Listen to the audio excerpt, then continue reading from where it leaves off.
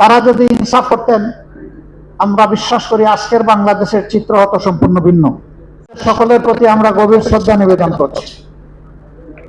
এরপরেই পাকিস্তান তার অভিষ্ট লক্ষ্যে পৌঁছার জন্য কার্যক্রম শুরু করলেও কার্যত পাকিস্তানের শাসকদের দূরদৃষ্টির অভাবে তারা পূর্ব পাকিস্তানের উপরে ইনসাফ করতে পারেননি, যার কারণে দুই জায়গায় বৈষম্য তৈরি হয় এবং তার বিস্ফোরণ ঘটে ৭০ সালের নির্বাচনের পরেও যদি জনগণের রায়ের প্রতি তৎকালীন সরকার যারা ছিলেন তারা সম্মান প্রদর্শন করতেন, তাহলে চিত্র ভিন্ন হতো। কিন্তু সেই সম্মানটুকু প্রদর্শন করতে ব্যর্থ হওয়ার কারণে একটা মুক্তিযুদ্ধ অনিবার্য হয়ে উঠেছিল। এই যুদ্ধে যারা জীবন লড়েছেন, স্বীকার করেছেন, মহান আল্লাহর দরবারে দোয়া করি আল্লাহ তাদেরকে শহীদ হিসেবে কবুল করুন। মাঝখানে ৫২তেও একটা সংগ্রাম গিয়েছে, আমরা তাদের প্রতিও শ্রদ্ধা নিবেদন করি। ত্যাগ স্বীকারকারীদের মধ্যে যারা বেঁচে আছেন, আমরা তাদের প্রতিও গভীর শ্রদ্ধা নিবেদন করছি।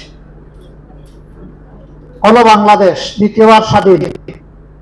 দ্বিতীয়বার স্বাধীনতার আগে নেতারা তখন জনগণকে ওয়াদা দিয়েছিলেন যে এমন একটি দেশ আমরা জনগণকে উপহার দেব যেখানে ন্যায় বিচার প্রতিষ্ঠিত হবে, কোনো বৈষম্য থাকবে না এবং অর্থনৈতিক সংকট দূর হবে, বেকারত্ব থাকবে না, আমরা সমস্ত শিশুদেরকে তাদের প্রাপ্য শিক্ষা নিশ্চিত করব। কিন্তু না, তার কোনো আদায় পূরণ হয়নি। বরঞ্চ এখানে এসে জনগণের অভিপ্রায়ের প্রতি সম্মান দেখাতে তৎকালীন সরকার দারুণভাবে ব্যর্থ হয়েছিল, যার কারণে ৪ বছরের মাথায় দুঃখজনকভাবে তাদেরকে বিদায় নিতে হয়েছে। ক্রমাগত পট পরিবর্তনের মধ্য দিয়ে আজকের বাংলাদেশ সেইখানে দাঁড়িয়েছে। ২৪ সালে এদেশের মানুষ একটি পরিবর্তনের আকাঙ্ক্ষা বুকে নিয়ে বুক পেতে লড়াই করেছিল। এ লড়াই কোনো দলের পক্ষ থেকে হয়নি, এই লড়াই হয়েছে জনগণের পক্ষ থেকে।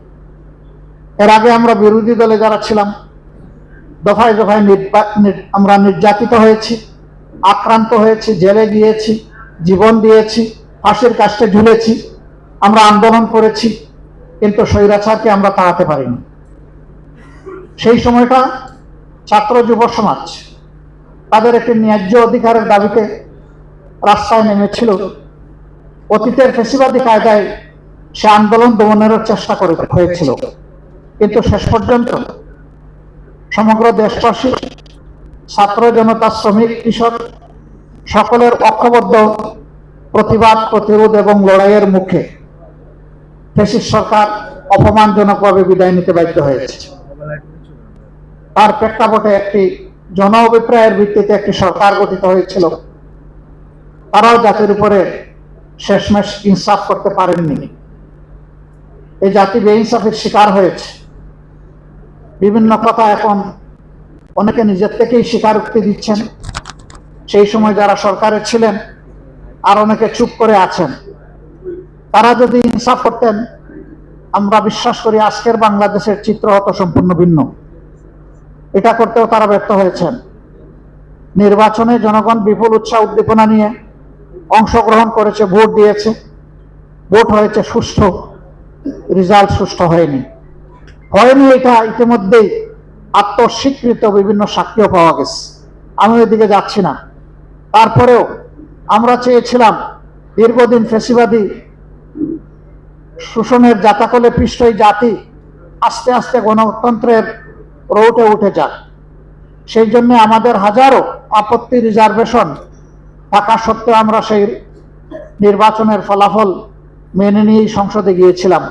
একদিনে দুটি নির্বাচন, একটা ছিল সংসদ নির্বাচন আর একটা সংস্কার পরিষদের নির্বাচন। গণভোট, দুইটা ব্যালট পেপার ছিল, জনগণ দুইটাতেই রায় দিয়েছে, কেউ একটাতে রায় দেয়নি। এর আগে আমরা সমস্ত রাজনৈতিক দলগুলা বলেছিলাম গণভোটের রায় আমরা সকলে মেনে নেব এবং সেই অনুযায়ী দেশ পরিচালিত হবে। কিন্তু ভোট অনুষ্ঠিত হলো, তারপরের দিনই বর্তমান সরকারি দল তারা তাদের ধারণা পরিবর্তন করলেন। তারা গণভোটকে অস্বীকার করলেন। দুটি শপথ নেওয়ার কথা, একটা নিলেন, আরেকটা নিলেন না। কেন নিলেন না তার ব্যাখ্যা তারা ইতিমধ্যে দিয়েছেন। তারা বলেছেন নির্বাচন হওয়ার স্বার্থে তারা জনগণকে অনেক কিছু বলেছেন, আসলে এটা তাদের মনের কথা নয়। যদি রাজনীতিবিদরা এরকমই জনগণকে ধোঁকা দিয়ে থাকেন, তাহলে রাজনৈতিক প্রতিষ্ঠানের উপর জনগণের আস্থা তৈরি হবে কিভাবে? আমরা বিস্মিত, আমরা নিন্দা জানাই। ঠিক হয়নি জনগণকে এইভাবে ধোঁকা দেওয়াটা।